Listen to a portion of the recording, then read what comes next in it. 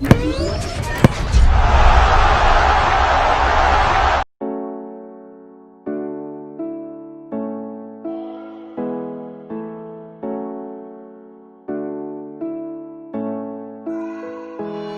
Blues, jumpa kembali di Chelsea TV Indonesia.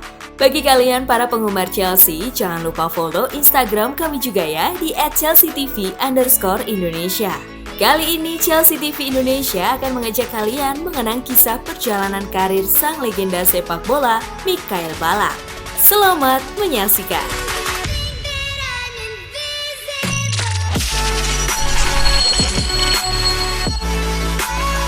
Masih ingatkah kalian dengan Mikael Ballack?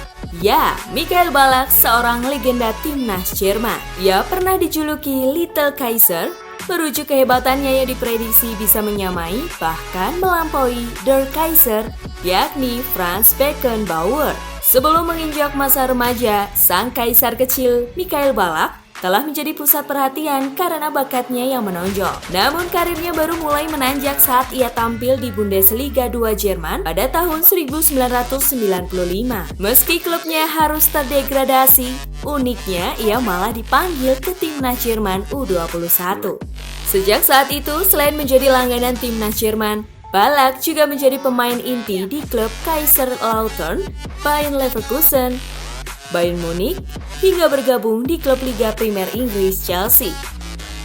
Ballack menjadi salah satu gelandang terbaik dunia hingga awal 2000-an. Namanya semakin melambung seiring penampilan luar biasanya di lini tengah Bayern Leverkusen yang berhasil dibawanya menuju final Liga Champions 2001-2002. Sayang, mereka harus takluk dari Madrid yang membuatnya menangis malam itu. Di generasinya, Mikael Ballack bisa dikatakan sebagai pemain Jerman paling bertalenta. Ia memiliki skill, teknik, hingga karisma yang sangat luar biasa untuk memimpin rekan-rekannya di atas lapangan. Akan tetapi, ia punya kenangan buruk sebagai pemain, yakni sering kalah dalam laga final. Ballack menjalani karir sepak bola selama 17 musim. Pemain kelahiran 26 September 1976 ini bukannya tanpa gelar. Namun pada momen tertentu, ia seperti kehilangan daya magisnya. Di timnas Jerman, Bayer Leverkusen, Bayern Munich, dan Chelsea, ia kerap kalah pada partai genting. Beberapa terjadi di laga final. Julukan Mr. Runner-Up pun melekat padanya. Awalnya, kegagalan menjuarai Bundesliga musim 1999-2000 hanya dianggap sebagai kesialan semata bagi Ballack. Di laga terakhir, Leverkusen hanya butuh hasil imbang melawan SPV Gigi Unterhaching. Nyatanya, Leverkusen justru kalah 0-2 dengan salah satu golnya hasil bunuh diri Ballack. Di saat bersamaan, Bayern Munich menumbangkan Werder Bremen 3-1. Bayern Munich dan Leverkusen meraih poin sama yakni 74 di akhir kompetisi. Namun Bayern Munich lebih unggul selisih gol 45 berbanding 38. Rupanya, kegagalan menjuarai Bundesliga tersebut menjadi awal dari karirnya yang dihiasi dengan kekecewaan di laga puncak. Setelah kalah di final Liga Champions Eropa dari Real Madrid. Di tahun yang sama, Ballack kembali menelan kekecewaan di partai penting. Kali ini terjadi di ajang DFB Pokal. Ia gagal mengantarkan Leverkusen merebut gelar juara setelah timnya takluk 2-4 dari Schalke di laga final. Di ajang Bundesliga, Ballack juga merasakan runner-up lagi. Di Bundesliga musim 2001-2002, 3 laga terakhir berujung kekalahan membuat Leverkusen turun ke posisi 2 dan peringkat pertama direbut Borussia Dortmund. Sekitar 2 bulan pasca kegagalan bersama Leverkusen di kompetisi domestik, Ballack kembali alami kutukan di laga final. Kali ini bersama tim nasional Jerman. Di Piala Dunia 2002, tim Panzer takluk dari Brasil lewat penampilan gemilang Ronaldo Il Fenomeno. Meskipun ia tidak main di laga final tersebut, namun tetap saja ia menjadi bagian dari tim yang kalah. Kutukan terhadap Ballack seolah makin menjadi-jadi karena ia kerap menggunakan nomor punggung 13. Angka 13 secara umum memang dikenal sebagai angka sial. Ballack tentu tak percaya hal semacam itu dan ia pun tetap menggunakan nomor punggung 13. Toh, Alessandro Nesta yang juga identik dengan nomor punggung 13 tetap meraih kesuksesan dengan menjuarai Piala Dunia pada 2006. Setelah mengalami rentetan kegagalan bersama Bayer Leverkusen, Ballack hijrah ke Bayern Munich setelah perhelatan Piala Dunia 2002. Di Bavarian, ia ingin menghapus kutukan tersebut. Terbukti, bersama Bayern Munich, Ballack meraih double winners kompetisi domestik sebanyak 3 kali dalam kurun 4 musim. Meski begitu, bersama Bayern Munich, Ballack juga pernah rasakan posisi runner-up, yakni di Bundesliga 2003-2004. Pada 2006, Ballack bergabung dengan Chelsea, mencari tantangan baru dengan klub yang bermarkas di Stamford Bridge tersebut. Ballack seolah hanya melanjutkan ombak kesengsaraannya. Bersama The Blues, Ballack berhasil menuju partai puncak Liga Champions Eropa musim 2007-2008, namun lagi-lagi kutukannya seakan tak mau lepas. Chelsea kalah dari Manchester United lewat babak adu penalti. Nestapa masih belum usai bagi Ballack. Tak lama setelah kegagalan di laga Champions, Ballack berhasil membawa Jerman melaju ke babak final Piala Eropa 2008. Jerman menghadapi Spanyol kala itu, akan tetapi Spanyol berhasil mengukir sejarah. Tim Matador sukses mengangkat trofi lewat gol tunggal Fernando Torres. Malam itu, Ballack tak menangis.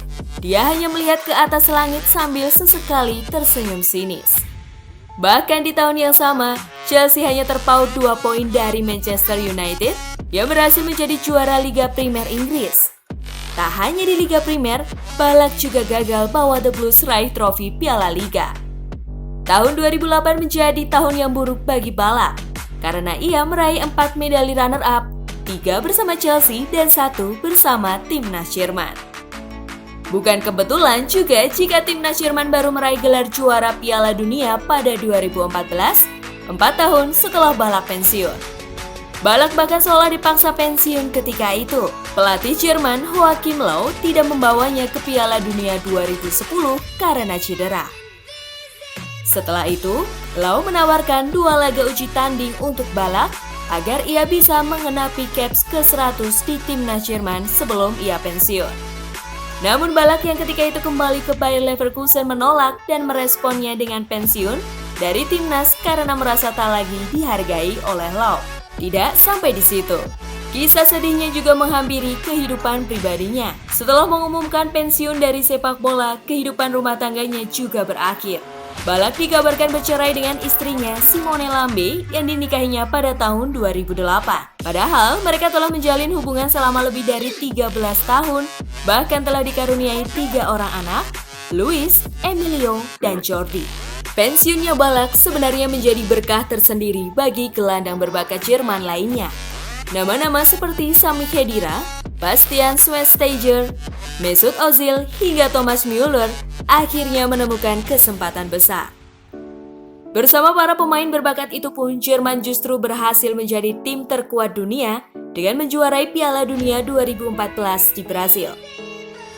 Meski begitu, sepanjang karirnya Ballack berhasil meraih beberapa trofi seperti 3 gelar Bundesliga dan sebuah gelar Liga Primer, 2 trofi paling bergengsi yang pernah diraihnya. Tak pernah membawa timnas Jerman juara tak lantas menjadi keterpurukan mendalam bagi Ballack. Dengan segala dedikasi dan perjuangannya, ia tetap menjadi bagian dari para legenda Jerman. Ia telah memenangkan hati para pendukung Jerman. Dan mungkin itulah kemenangan termanis yang pernah diraih dalam perjalanan karirnya. Bagaimana menurut kalian Blues? Seperti apakah di mata kalian? Silahkan bagikan pendapatmu di kolom komentar ya. Jangan lupa like, subscribe, share, dan nyalakan lonceng notifikasi supaya kalian gak ketinggalan berita terupdate dari Chelsea TV Indonesia. As always, I will see you in the next video.